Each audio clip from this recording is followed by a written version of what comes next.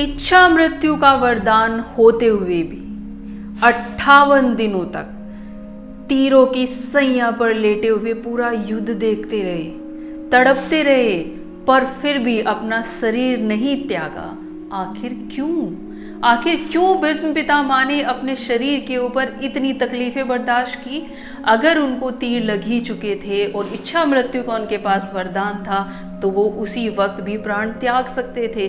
फिर भी उन्होंने क्यों चुना इस तीरों की सैया पर लेटे रहना? क्या था इसके पीछे वजह?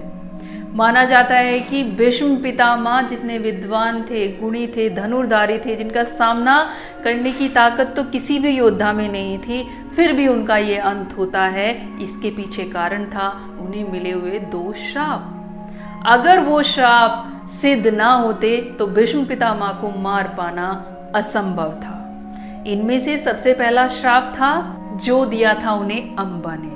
अम्बा, अंबिका, अंबालिका 3 बहनें थी। भीष्म पितामह अपने भाई से विवाह करवाने के लिए इन तीनों का अपहरण कर लेते हैं और इनको राज दरबार में लेकर आ जाते हैं। जब भीष्म पितामह इन तीनों को दरबार में लेकर आ जाते हैं तो अम्बा भीष्म पितामह को बताती है कि वो किसी और से प्रेम करती है, और जब भीष्म पितामह को पता चलता है तो वो अम्बा को उसी इंसान के पास छोड़कर आ जाते हैं जिससे कि उसका विवाह उस प्रेमी के साथ हो सके।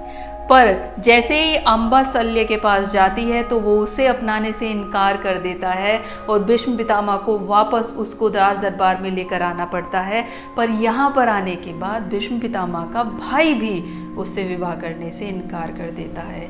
इस पर अम्बा बेचैन हो जाती है कि ना तो वो उसे मिल पाई जिसे वो चाहती थी और ना उसका विवाह वहाँ हुआ जहाँ की वो जाना चाहिए था। वो क्रोध में आ जाती है और वो परशुराम के पास जाती है, अपनी सारी समस्या उन्हें बताती है।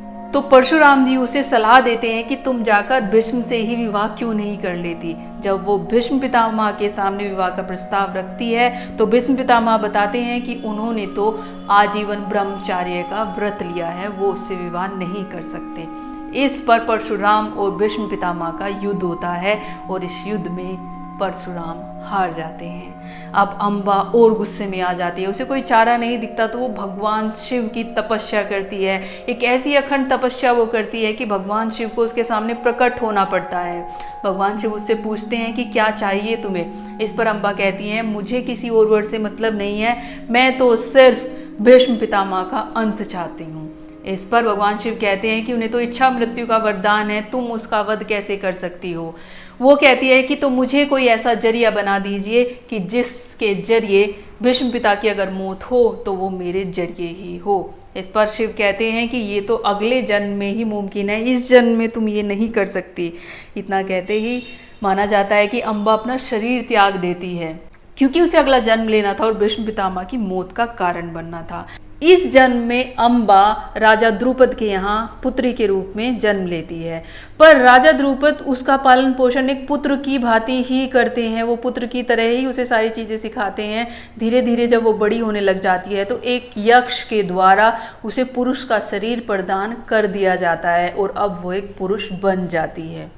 जब महाभारत का युद्ध चल रहा होता है और सामना होता है भीष्म पितामह से पांडवों का, तो भीष्म पितामह धीरे धीरे पांडवों की सेना को खत्म करते जा रहे थे। भीष्म पितामह का अंत करना मुश्किल होता जा रहा था।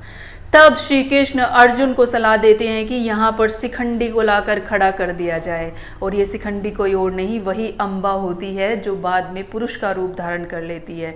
जैसे ही शिखंडी सामने आकर खड़ा होता है तो भीष्म पितामह अपना धनुष नीचे रख देते हैं क्योंकि उन्होंने प्रतिज्ञा ली थी कि वो किसी स्त्री पर धनुष नहीं चलाएंगे, और भीष्म पितामह जानते थे कि ये अंदर से तो स्त्री ही है, इसका जन्म स्त्री के रूप में ही हुआ है।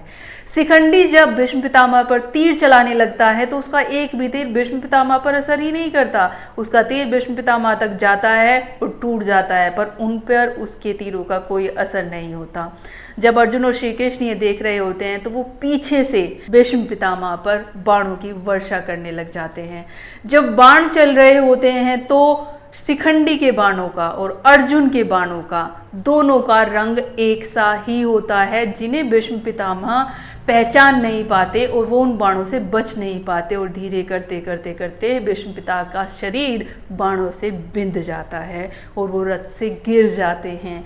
कौरव और पांडवों की सेना इकट्ठी हो जाती है कि ये हुआ क्या है। जब उनका पूरा शरीर तीरों से बिंध जाता है और कौरव और पांडव उनके पास आकर जमा हो जाते हैं, वो दुर्योधन को समझाते हैं कि इस युद्ध को रोक दे, पर दुर्योधन नहीं रोकता और फिर से युद्ध चलने लग जाता है।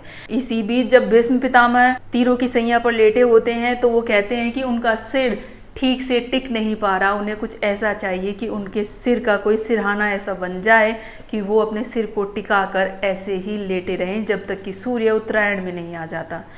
कौरवों की सेना में जितने भी लोग थे वो खूब अच्छे अच्छे तकिया और कुछ ऐसे चीज़ों का इंतजाम करते हैं जिससे कि भीष्म पितामह के सिर का सिरहाना बनाया जा सके। पर भीष्म पितामह अर्जुन की तरफ देखते हैं और अर्जुन समझ जाता है कि वो उसे कह रहे हैं कि उसके सिर में भी तीर मारे जाएं।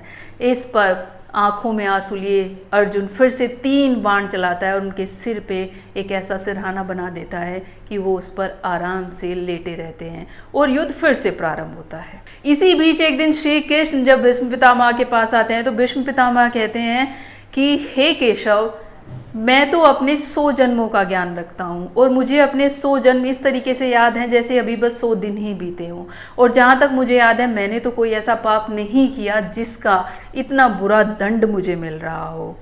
इस पर केशव कहते हैं कि भीष्म पितामह, आपको आपके 100 जन्म तो याद हैं, पर आप 101वां जन्म भूल गए। आप भूल गए कि जब आपके पैर पर एक सांप चढ़ गया था तो आपने उसे पटक कर दूर फेंक कर मारा था और वो सांप जाकर दूर झाड़ियों में गिरा था। उन झाड़ियों पर वो बहुत दिनों तक तड़पता रहा, उसे कोई निकाल नहीं पाया और तड़पते तड़पते वो मर गया। पर मरने से पहले उसने मन ही मन आपको श्राप दिया था कि आप भी इसी तरीके से बाणों की सैया पर कुछ तो ऐसा नुकीला होगा जिस पर आप लेटे रहेंगे, फंसे रहेंगे और ऐसे ही तड़प कर आपकी मृत्यु होगी। इस पर भीष्म पितामह कहते हैं, केशव, अगर ये पाप मैंने 101वें जन्म में किया था तो इसका जो भुगतान था वो अगले जन्म में ना होकर 100 सालों के बाद क्यों हो रहा है। इस पर केशव कहते हैं कि इन 100 सालों में आपने इतने पुण्य किए हैं, पुण्य ऊपर रह गए और वो पाप नीचे दबा रह गया। इस जन्म में आपने इतने पाप किए हैं कि आपका पुण्य भी आपको नहीं बचा पाया।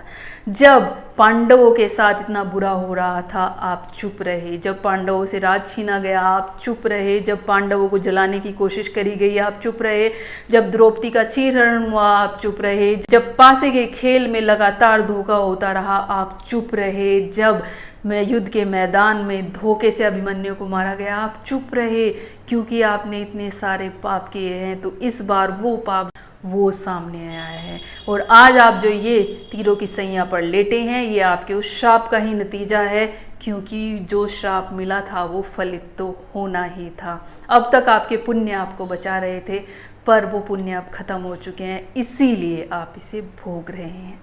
यही कारण है कि भीष्म पितामह अपने 2 श्रापों के चलते हुए एक ऐसी मौत का सामना करते हैं जिसका सामना शायद किसी ने ना किया हो। यही कारण था कि धनुधारी महान योद्धा भीष्म पितामह का वध कुछ इस तरीके से हुआ और यही वो वध था, दूसरा वध जो महाभारत के युद्ध में पांडवों ने छल से किया था। तो यही था वो दूसरा योद्धा जिसके बारे में हमने पिछली वीडियो में बात करी थी कि छल से वध हुआ था। अभी बचते हैं हमारे 3 योद्धा। अगर आपको आज की वीडियो अच्छी लगी हो तो कमेंट सेक्शन में #मोर लिखना ना भूलें।